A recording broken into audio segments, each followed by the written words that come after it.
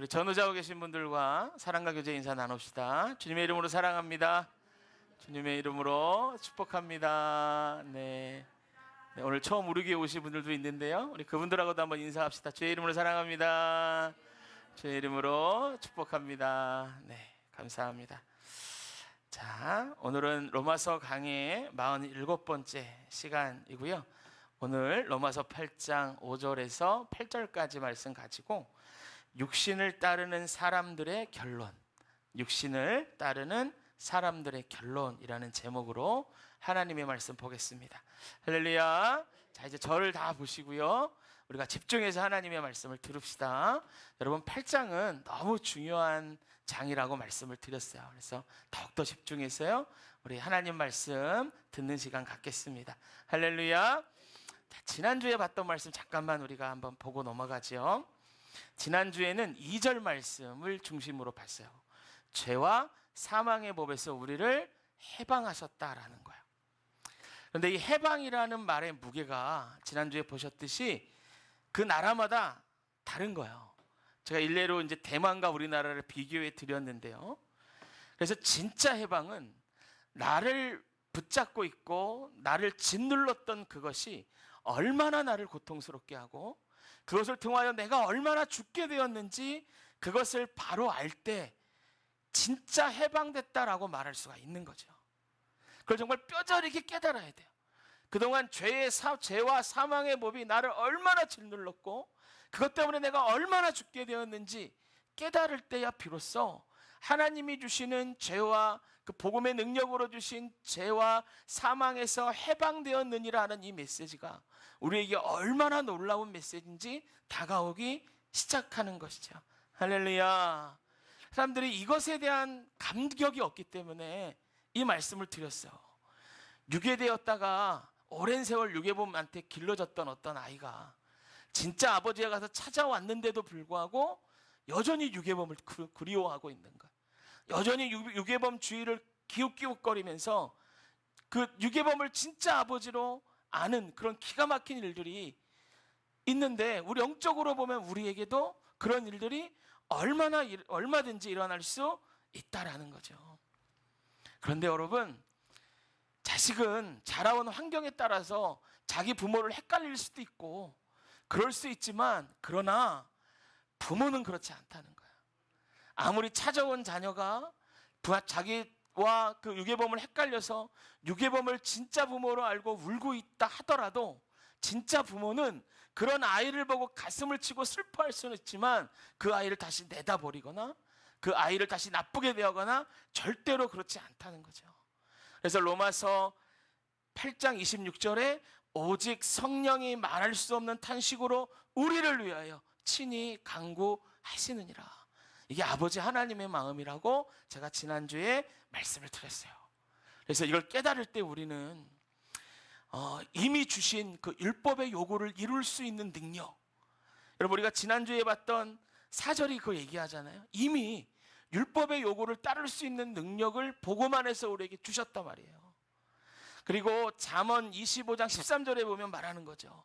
추순날에 여름 그 얼음 생수 같은 주인의 마음을 시원케 해드리는, 그래서 그 능력을 사용해서 그렇게 하나님의 마음을 시원케 해드리는 저 여러분이 되자는 말씀을 지난주에 드렸어요.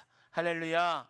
자, 오늘은 8장 5절부터 7절 8절 가지고요, 그 다음 말씀을 함께 나누도록 하겠습니다.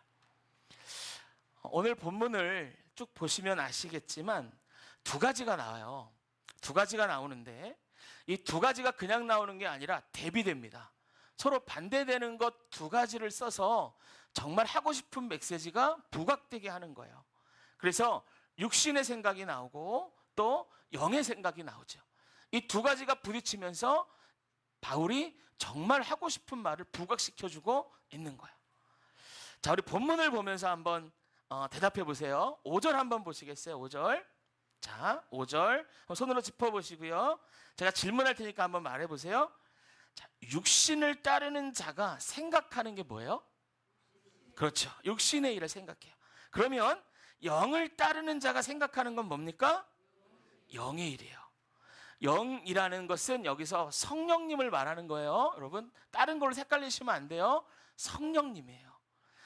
영을 따르는 자는 성령님의 일을 생각하는데 육신을 따르는 자는 육신의 일을 생각한다는 거예요. 5절을 한마디로 하면 이런 겁니다. 인간은 생각하는 걸 따라가게 돼 있다라는 거예요. 여러분, 인간은요, 생각하는 걸 따라가게 되어 있어요. 그러니까 생각이 행동으로 나오는 거지 생각지도 않은 게 행동으로 나오는 게 아니라는 거예요. 여러분, 컴퓨터로 이제 프린터기에 연결해서 뭔가를 인쇄하다 보면 인쇄물이 잘못된 경우가 있어요. 그러면 여러분, 프린터가 잘못됐나 이렇게 보는 게 아니라 인쇄물에 인쇄된 게 잘못 인쇄된 것은 뭐냐면 컴퓨터에서 잘못 입력된 게 나온 거예요. 그러니까 프린터기는 여러분 입력한 대로 그대로 프린트를 해주는 거예요. 그러니까 뭔가 인쇄물이 잘못됐다. 여기 주보를 했는데 오타가 났다. 그러면 백날 프린터기를 살펴봐야 이거 답이 안 나옵니다. 빨리 컴퓨터를 뒤져봐서 만든 이 서류에서 잘못된 게 뭔가, 오타가 뭔가를 알아보고 그걸 고쳐야 프린터기에 올바른 프린터물이 나오는 거예요. 이와 똑같다는 겁니다. 사람은 생각하는 것대로 움직이는 것이 사람이라는 거예요. 그런데 여러분, 생각하는 대로 움직이는 것이 사람인데, 그래서 생각이 행함으로 나오는 것인데, 이 행함은 그냥 끝나는 게 아니라 뭐가 있냐면 행함에는 결과가 따라옵니다. 행함에는 결과가 따라와요. 그래서 6절은 5절을 더 확장해서 행함의 결과에 대해서 말하는 거예요. 자, 6절 한번 보세요.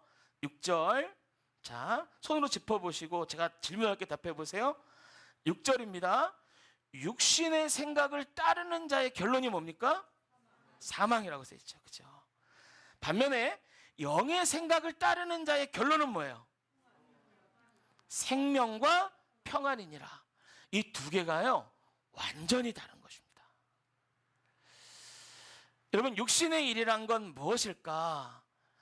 이미 바울이 로마서 6장에 어떠한 일 때문에 나오는 결과가 사망이 되는 것이 무엇인지 우리에게 알려줬어요. 그게 뭐냐? 죄의 싹은 사망이요 해요. 그러면 육신의 일의 결과가 사망이라면 여기서 말하는 육신의 일은 뭘 얘기할까요? 죄를 말하는 거예요. 죄된 일을 말하는 것이에요. 자, 잘 따라오셔야 돼요. 자, 여러분, 사람은요, 생각하는 대로 움직여요. 그런데 그 생각하는 대로 움직이는 그 행동은 거기서 끝나는 게 아니라 어떤 결과를 가져오는데 그 결과는 사망과 생명과 평안으로 나눠진다. 성경이 그것을 말하고 있는 거예요. 여러분, 우리가 예수를 믿었지만 여전히 죄에서 떠나지 못하고 죄 주변을 기웃거린다. 그러면 우리의 생각이, 육신의 생각이 머물러 있어서 그런 거예요. 말씀을 보고 진단하면 답이 나옵니다. 어디가 아픈지 나와요. 그래서 그런데도 불구하고 그 육신의 생각을 계속 따라가면 그 끝에는 뭐가 있어요? 사망이라는 결론을 맺을 수밖에 없다라는 거예요. 여러분, 사람에게는요, 분명히 자유가 있어요. A와 B가 있다면 A와 B가 어떤 것이든 상관없이 내가 원하는 걸 선택할 자유가 우리에겐 있어요. 왜냐하면 하나님이 우리에게 그런 자유를 주셨거든요. 그런데 우리가 기억해야 돼요. 선택에는 결과가 있습니다. 아무것도 그냥 없어지는 것이 아닙니다. 그리고 그 결과는 아이고 잘못했네 그리고 금방 뒤집을 수 있는 차이가 아닙니다. 여러분, 사망과 생명과 평안을 생각해 보십시오. 이건 끝과 끝에 있는 거예요. 그러니까 이 선택은 내 자유지만 결과를 맞닥뜨렸을 때의 그 결론은 하늘과 땅 차이로 나 있는 거예요. 이것을 우리 인간편에서 보면 이런 생각도 할 수 있어요. 이거 너무한 거 아닌가 말이에요. 죽고 사는 문제에 대해서 아니 어떻게 이렇게 야박할 수가 있나. 그런데 성경이 이렇게 말하는 데는 이유가 있어요. 7절이 그걸 설명해 줘요. 7절이요. 7절 제가 읽을 테니까 눈으로 한번 따라 보세요. 7절.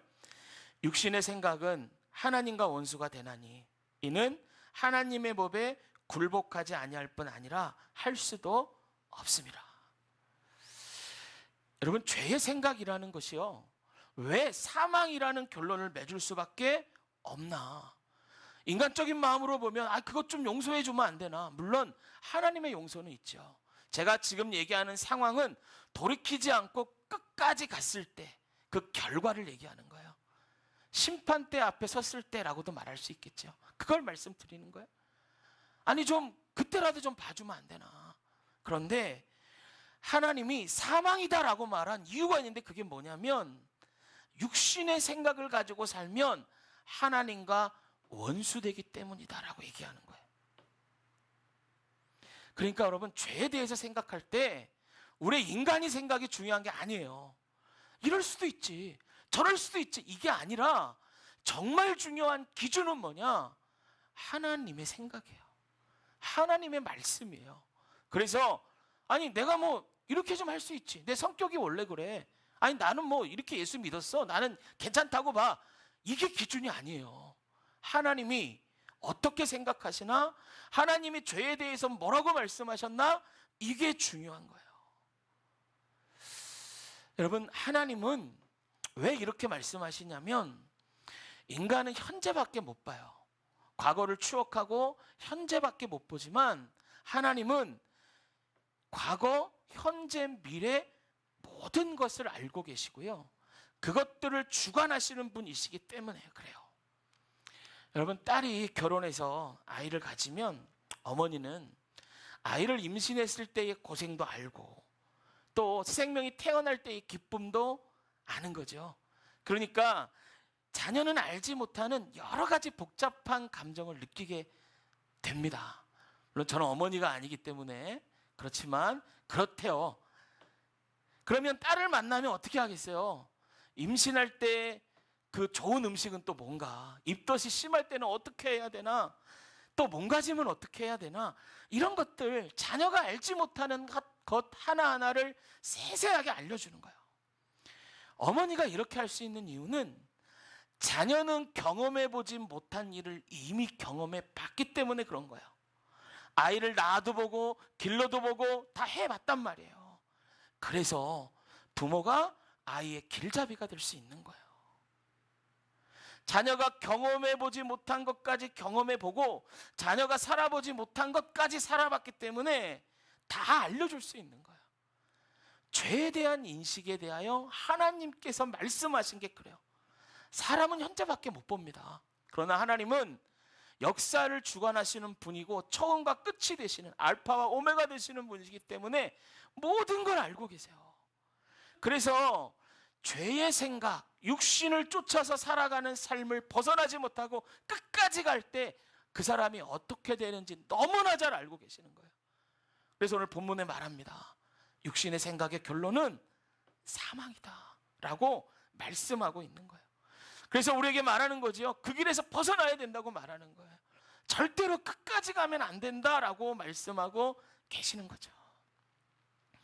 7절이 하나님 편에서의 죄가 뭔지를 정확하게 우리에게 알려주거든요. 7절을 제가 읽었는데 한번 손으로 짚어보면서 한번 제가 질문 드릴 테니까 한 번 더 대답해 보세요. 육신의 생각은 누구와 원수됩니까? 하나님과 원수돼요. 또 하나 얘기해요. 7절에서 하나님의 무엇에 굴복하지 못해요? 법에 굴복하지 못해요. 근데 여기서 끝나는 게 아니에요. 굴복하지 아니할 뿐 아니라 할 수도 없습니다. 부정하죠. 할 수 없다라고 부정합니다. 근데 이 부정을 또 한 번 강조해요. 그러니까 육신의 생각을 따르는 사람들에게는 하나님의 말씀대로 살 수 있는 가능성이 단 1%도 없다는 거예요. 내가 육신을 따르며 적당히 또 살고 적당히 예수 믿고 예배 드리고 헌금하고 그러면 되지. 그러면 신앙생활 하는 거 아니야? 그런데 성경은 그렇게 얘기하지 않아요. 육신의 생각 따르면서도 하나님을 섬길 수 있다. 그럴 수 없다라고 말씀하는 거예요. 예수를 믿었으면 거기서 떠나라 라고 말씀하고 있는 거예요. 굴복하지 아니할 뿐 아니라 할 수도 없습니다. 단 1%의 가능성도, 단 1%의 여지도 주지 않고 잘라서 강력하게 그렇게 말씀하고 있는 거예요. 그래서 여러분, 우리가 어떻게 하나님을 잘 믿고 하나님의 말씀대로 살 수 있는가, 이것은요, 그 사람이 얼마나 배웠나, 그 사람의 재산이 얼마나 많나, 어떤 직위와 직분을 가졌는가, 여기에 달려있는 게 아니에요. 그 사람이 어떤 생각을 따르고 있고 그 생각 때문에 나오는 행동이 무엇인지 거기에 달려 있는 것입니다. 우리가 예수를 믿어도 여전히 육신을 따르고 있다면 우리 인생은 전혀 하나님의 복과는 멀어지는 인생을 살게 되는 거죠. 너무나 당연하게도 이런 사람들의 결론 8절이에요. 8절 한번 보세요. 8절 같이 읽습니다. 8절 시작. 육신에 있는 자들은 하나님을 기쁘시게 할 수 없느니라. 할렐루야. 너무 당연하죠. 하나님을 기쁘시게 할 수 없느니라. 우리 인생이 하나님을 기쁘시게 하는 인생을 살 수 없어요.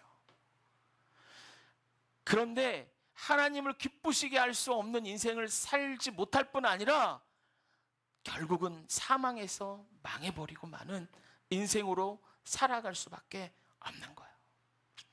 여러분, 이 죄에 대한 그 하나님 보시는 그 관점이 뭔지를 오늘 본문은 말해주거든요. 정리하면 이래요. 이 죄에 대한 지혜를 우리에게 주는 거예요. 정리하면 5절은요, 사람은 생각하는 대로 움직인다. 6절은 생각하는 대로 움직이는데 그 행동에는 결과가 있다. 책임이 있다. 그거는 그 사람의 책임이다.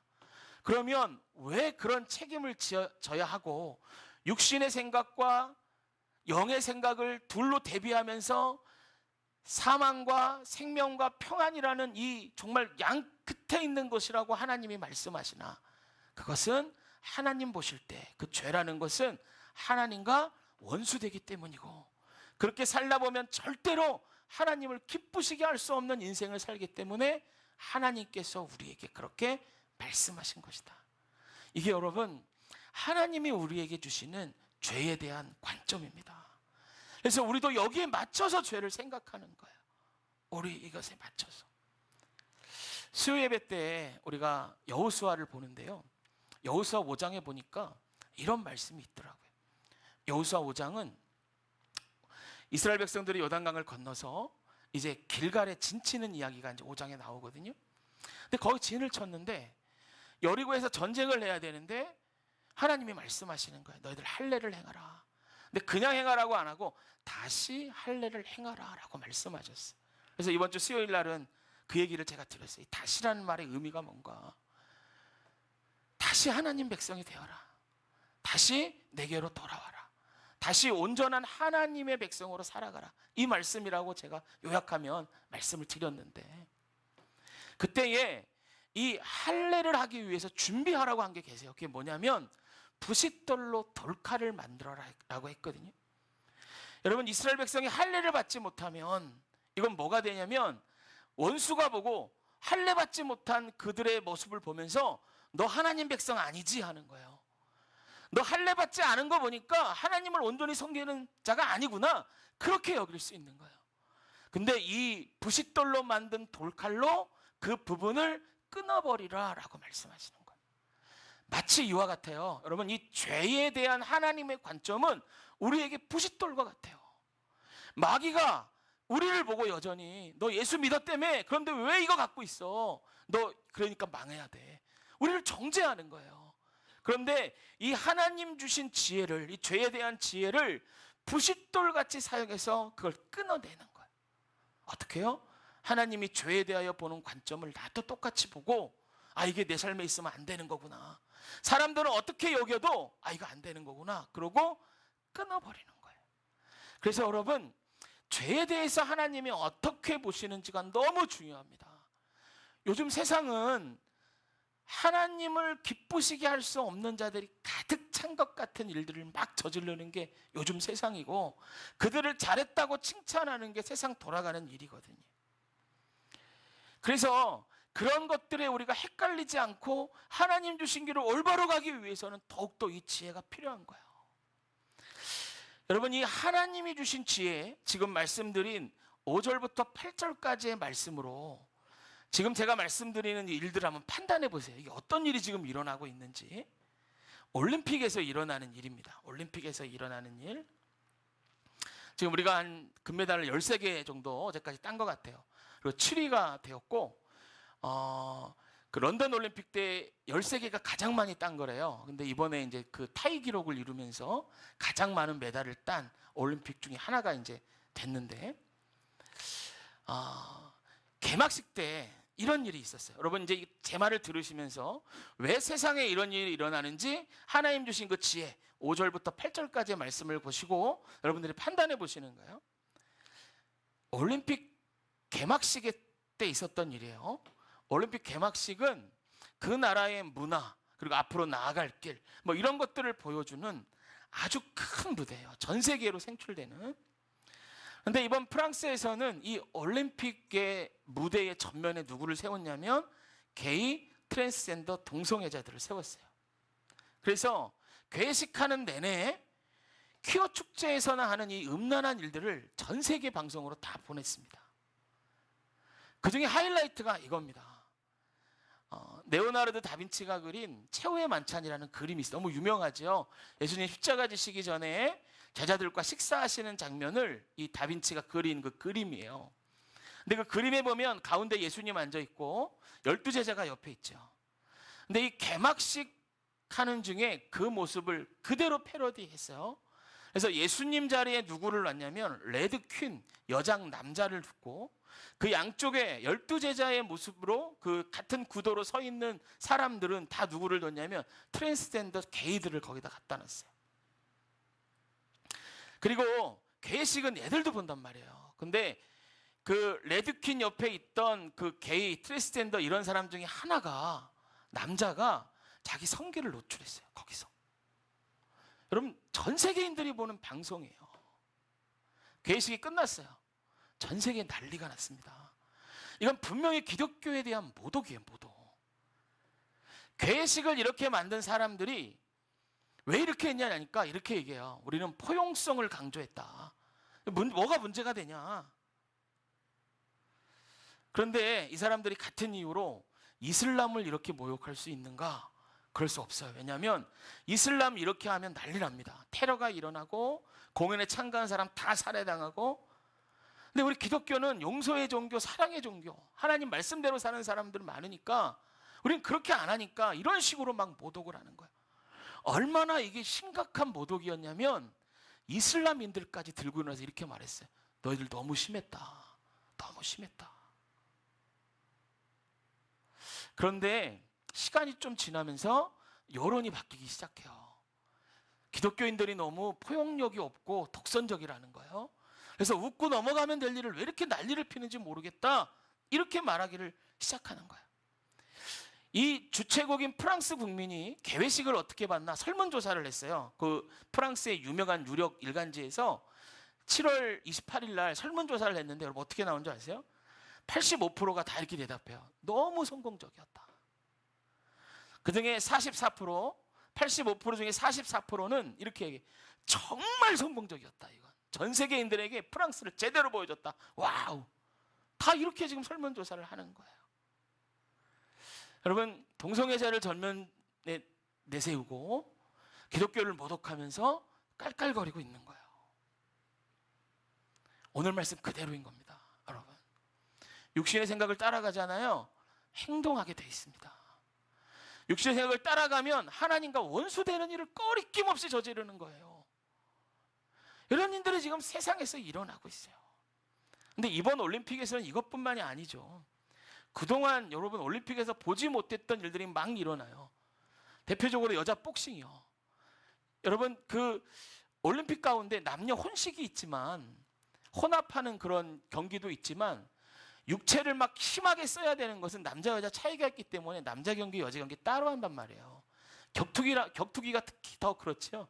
복싱도 남자 경기 여자 경기가 있는데 이 복싱 경기에 트랜스젠더가 여자라고 참여한 거예요. 여러분 골격이나 힘은 남자거든요, 트랜스젠더들은. 그러니까 여자 복싱 선수가 올림픽 무대에서 남자랑 싸워야 돼요. 16강에서 여자 선수가 이 트랜스젠더 선수하고 붙었거든요. 근데 한 대 맞고 기권했어요. 그러면서 이 여자 선수가 뭐라 했냐면, 내가 오랫동안 여자 복싱을 해봤지만 이런 강도의 펀치는 처음 맞아본다. 나 도저히 경기 못할 거다. 46초 만에 기권했어요. 금메달을 누가 딴지 아세요? 그 트랜스젠더 선수가 땄습니다. 근데 올림픽위원회에서는 문제 없다는 거예요. 그가 여자라고 얘기하니까 여자라는 거예요. 그러면서 이 사람에 대하여 더 얘기하지 마라. 그것은 차별이다. 그것은 나쁜 거다. 이러면서 계속 얘기를 하는 거죠. 여러분, 세상에는 이런 일들이 지금 막 일어나고 있어요. 숨어서 일어나지 않아요. 우리 권사님들, 우리 집사님들 제 나이 때나 더 어렸을 때 이런 때는 숨어서 했잖아. 이런 거 TV에 이런 거 나오려고 여러분 상상이나 했습니까? 올림픽 경기에서 어떻게 여자 선수가 남자랑 싸웁니까? 그러면서 어떻게 문제 없다는 얘기를 합니까? 그런데 더 심각한 건 뭐가 잘못됐냐라는 거예요. 잘못된 건 너희지 우리가 아니라는 거예요. 여러분, 이런 주류가요 이제 더 심해질 거예요. 여러분들 손자 손녀가 세상 나가서 살 때는 더 심해질 거예요. 근데요, 문제가 있어요. 매스컴이나 이런 데서 자꾸 이런 얘기를 듣다 보면 우리도 헷갈린단 말이에요. 괜찮다고 하는데 괜찮은 거 아니야? 아니 뭐 저러면 나쁜 거라는데 우리가 좀 나쁘게 생각하는 거 아닌가? 이런 생각을 하게 돼요. 그래서 현대를 살아가는 우리들이 가져야 되는 지혜가 뭐냐? 죄를 어떻게 볼 것인가? 하나님이 죄에 대해서 무엇라고 말하는가? 이 지혜가 필요한 거예요.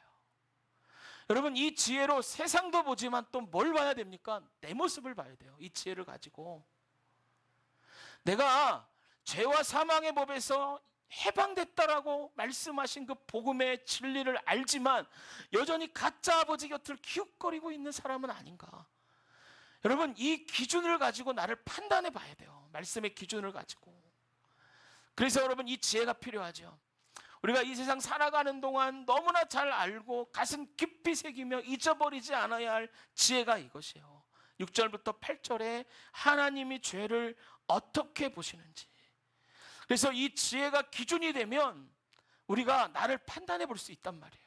하나님 보시는 기준이 여긴데 내가 지금 보니까 이만큼 벗어났네. 그럼 얼른 돌아올 수 있어요. 왜냐하면 이 기준이 확실하기 때문에. 그런데 이 기준이 없으면 헷갈리는 거예요.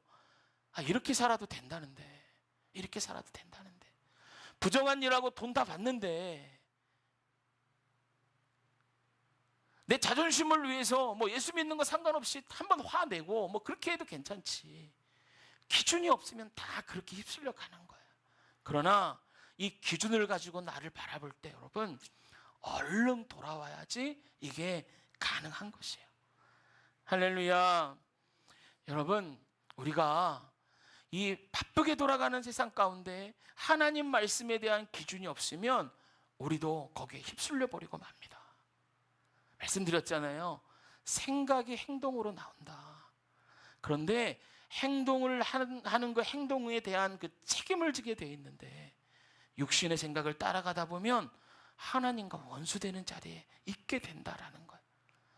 여러분, 우리 또 모르게 그렇게 하나님과 원수되는 자리에 있게 되면 어떻게 하겠어요? 사랑하는 성도 여러분, 오늘 이 말씀을 기억하시기를 바랍니다. 그리고 죄를 볼 때 하나님의 눈으로 보십시오. 어떤 집사라도 권사라도 목사라도 하나님의 법으로 보는 거예요. 하나님의 법으로. 그래서 내가 여기서 멀어졌나? 내가 여기서 벗어나진 않았나? 날마다 보면서 다시 돌아오는 것이죠. 오늘 설교의 제목은 육신을 따르는 사람들의 결론입니다. 이 결론이 뭡니까? 사망. 이게 왜 결론이 됩니까? 하나님과 원수되는 자리에 있기 때문에. 왜 하나님과 원수되는 자리에 있을 수밖에 없습니까? 하나님 법에 굴복하지 않을 뿐 아니라 할 수도 없습니다. 하나님의 법대로 살 수 없기 때문에 그런 거죠.